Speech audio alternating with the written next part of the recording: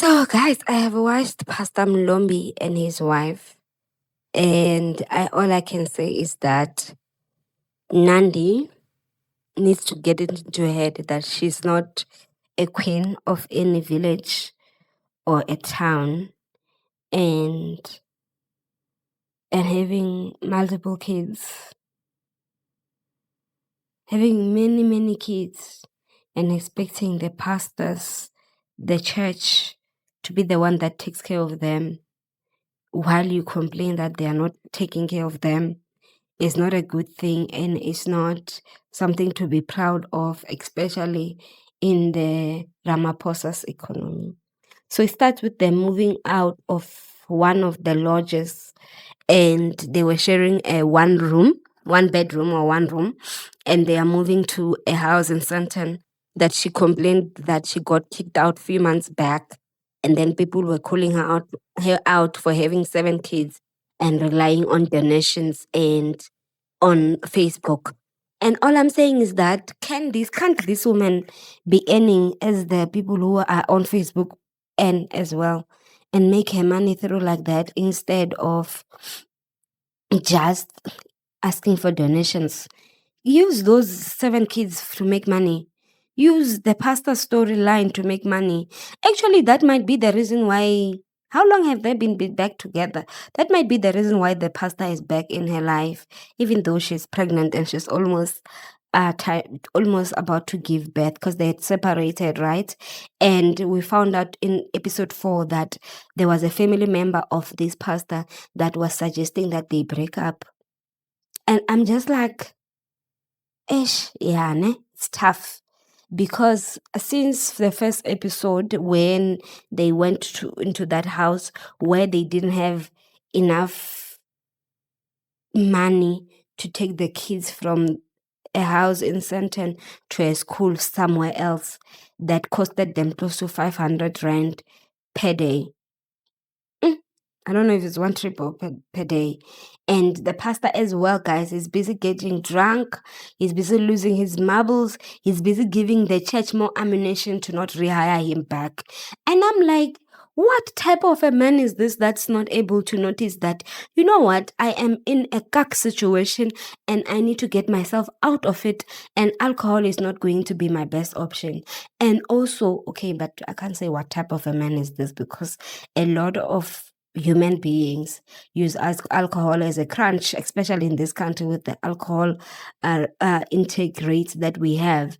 I guess it makes sense for him to be turning to the bottle the way he's turning into it, and frustrating his wife and not being there for his wife, and also his wife doing things for the TV. Because tell me why she went to a doctor's appointment without letting her husband know, and when she comes back, she complains that she's finding him drinking, and then on top of complaining about finding him drinking, pushes the wine glass off the table, and then it spills all over the place. And I'm like, are the kids not watching this and going, Daddy and mommy are fighting all the time, it's not comfortable? And also, she's calling this child of hers. I thought deputy parenting ended with people who were born in the 90s, and after that, the Gen Zs and the Gen Xs are not doing this thing that of deputy parenting. I thought that was done with that generation, and this like it was done with millennials, and then now the other generations are not doing that. But it seems like millennials are doing the same thing that their parents did, that they didn't like, making the other children grow up so fast to raise their other smaller children, because they have a lot of children that they can take care of. They're making that child, ooh, shame. She's making the almost 16 years old child to be the one that does homework for the 12-year-olds and the other one. And I'm just like, so there's like twins in the family. And Queen Nandi. And then she's going on and on Facebook, insulting everyone. She's like telling everyone that, you know what, at least now my 8 kids are from the same man. You people with multiple baby daddies, you are having carrots and potatoes and red And what are those carrots, those peppers that are mixed peppers? She's like, you're having robot peppers of children. And she's busy on some, you know what, if I am not treating my child well, then it's my child. And I'm like, oh, shame. You know what? But she must just get paid, eh? That's all I am saying. But all I'm saying is this lady needs to get paid. That meta money needs to come in for her, and it needs to come in very hard for her. And also, on the previous episode, she met up with the Scent twins, the people that interviewed her when she was done with that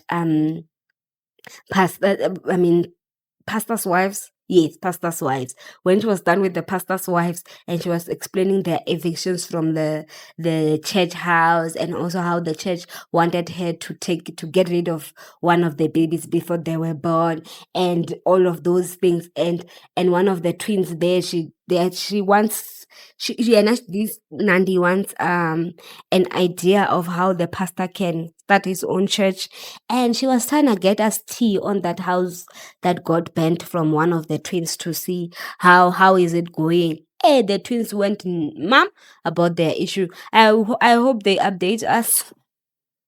I hope they update us. Not that I care, but I want them to update us about what happened to their house, because she also believes that she's not friends with all of them, with both of them. She's friends with one of them, and I'm like, my sister, these people are sisters.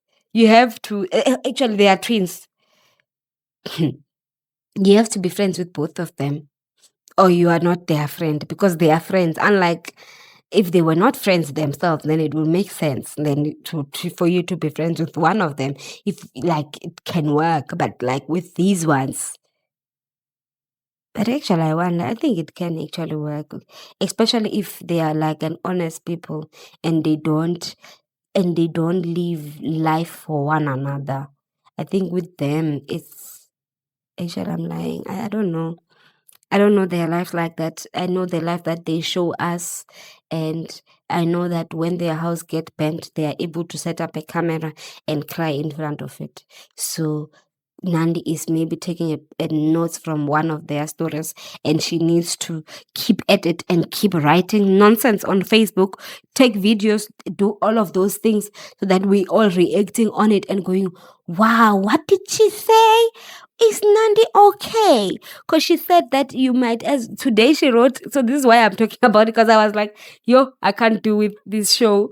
Initially, when I saw the Rev crying all the time, I was like, yo, I'll be talking nonsense about the Rev, and I don't want to be doing that, about him crying so much, asking donations. She said that today. If you are going to say I'm toxic, do not forget that I'm hot. And she posted herself in some in some black dress that was like just above the knees, according to the church rules, right? She's told us. So she's like that girl, man. She's like, I feel like that's what the Rev likes. Like, she's beautiful. And he was explaining that how long they have been together. And also Nandi's brother is also telling us that this guy is not her thingy, Nandi's type. And I'm like, they've been together for 16 years or 18 years. You can't be talking about types, guys. When does the type thing end? Like when a person has been together with a person for over 10 years, you can't still be talking about, oh, she's not her type. What is her type? Does it matter? What she has not been sleeping with her types. Her types have not been with her. Her types have not seen her since she's been married for however long. No. We need to let go of that type nonsense. It annoys me, because it doesn't make sense to have a type that you have not seen or heard from for however long she has been married. Aibo. They need to get over it as a family, I guess. And also her friend comes in, or her sister comes in, and I think she is more stabler than Nandi in her way of thinking, because she was asking how are things going since the Rev got back, and how are the kids and stuff. And Nandi explained that, you know what, I pull away from my kids because of the stuff that I'm going through with my husband. And I feel like I understand her in terms of, like, you know, sometimes when things are not going well your relationship, you just feel like you want to, pull back. But I thought people pull through. I think I pull back from life in itself. Like if things are not going well, I'll pull back from life. I don't think I'll pull away from my kids. I'll pull towards them and pour myself into them instead of And also one more thing that she doesn't like with the pastor. Yo, Nandi is delusional. One more thing is delusional. Initially, she wanted to give birth at home, right? And that was her plan. And they found out that the way the child is sitting is not good for the child to have the natural birth. She might need to do a Caesar. And then she's like, I will not. She still wants to give birth in the private hospital. She tells the Rev that he must borrow money. And the Rev is telling her that, you know what, because you are not on medical aid, this whole thing of giving birth in a private hospital costs above 100K. And I'm like, that's a lot of money. So she's like, yeah, you need to find a way. She's putting him under pressure to borrow money. And I feel this is why I'm saying a lot of people are calling her delusional, right? Because where do you think that this man is going to get 100K from? Where?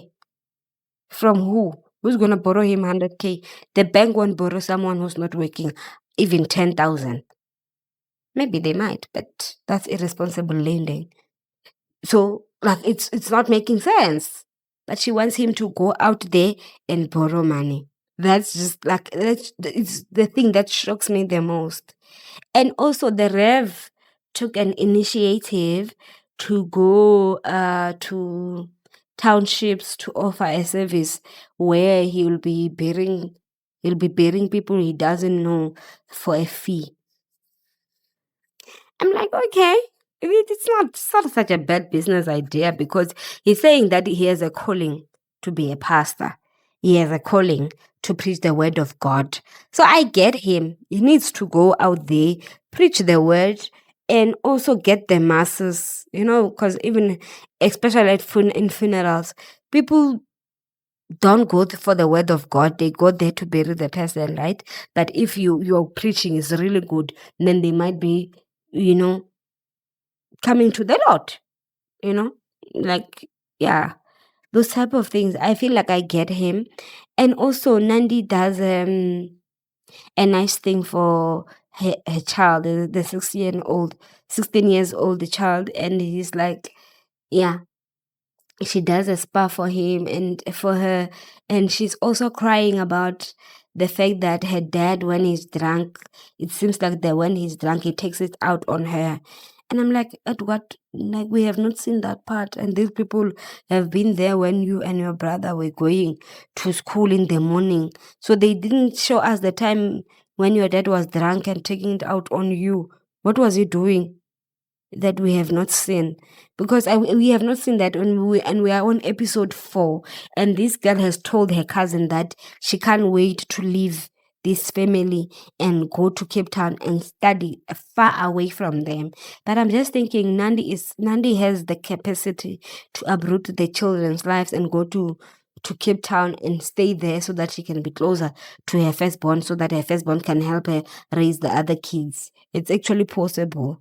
She must not think that she can run away and still be in SA. She must actually leave the whole of South Africa and go somewhere else, get funding when she's done with high school, so that her life can be set in a different manner, because I'm sure she's just tired. And also she tells her mom that she's tired. She's emotionally just jarred. And I feel like Nandi notices that the things that she's doing to her child. And I think it's because of the things where I say millennials parents are doing the thing that they saw their parents do that they didn't like, and they are still continuing with that narrative of making the children that are the older kids raise the other children, and it just makes life more harder for these kids. And I feel like these kids needs to be saved, and I hope that Queen Nandi notices this. I hope she does. And also, guys, let's talk about how they got this house for 6 weeks And when they are discussing rent, it seems like Nandi doesn't want to participate, but she's the one who got the house for the family. And I'm just like, yeah, the delusion in this lady. And I'll stop calling her delusional, actually. I don't know her that personally, and she has told us that we must not use words like that. And if we call her delusion toxic, we must also say that she's hot. She's not lying. She is hot, but she needs to get her act together, because her kids need a mother that's there for them and not just use them for this TV show and not be able to keep up with their lives. Because in the previews we see that she's trying to get the pastor to open a church in Sandton, and I'm like, oh, they are gonna they're gonna call the police on you to say that you are making noise for them. You need to open a church in the township, maybe in Alex or Cosmo City. I don't know where that area is close to. They must open a church for them. I mean, it's actually Alex or Tembi, somewhere they must just open a church, and then you know what? People will come, they will donate, and all of those things. Even though Pastor Mlombi does not believe in, seems like he doesn't believe in those type of churches, because now he wants to go to funerals to offer the service. But I think it's taking an initiative. We've been wanting him to take an initiative, this guy, because he's the one that's making her pregnant, right? If he didn't want the kids, he was going to make sure that she doesn't fall pregnant. And I just want to say that for them, I feel sorry, but I also feel like they might be able to bounce back, especially if they take advantage of social media. And yeah, they must. But I just wonder, if they had taken advantage of the social media in that one bedroom, how was South Africa going to receive them? Because if they were to like do vlogs in the morning of showing them, I don't know if Nandi is actually willing to put in that much effort. Like do vlogs in the morning, preparing the kids to go to school, shouting at the firstborn to say, you have not ironed the uniform, please iron the uniform of the kids. You know, those type of things. How was South Africa going to react to that? Were they going to like them, or were we going to go like, we don't like that. Why are you doing that to the kids? And then we still hate watch and do all of those things that they do in this country. And I'm just wondering, how was it going to be for these people? I want them to be doing that so that we can see how we react as a people to this type of situation. Thank you guys for watching this, and I'll see you guys in the next one. Please like the video, comment on it, and subscribe on the channel.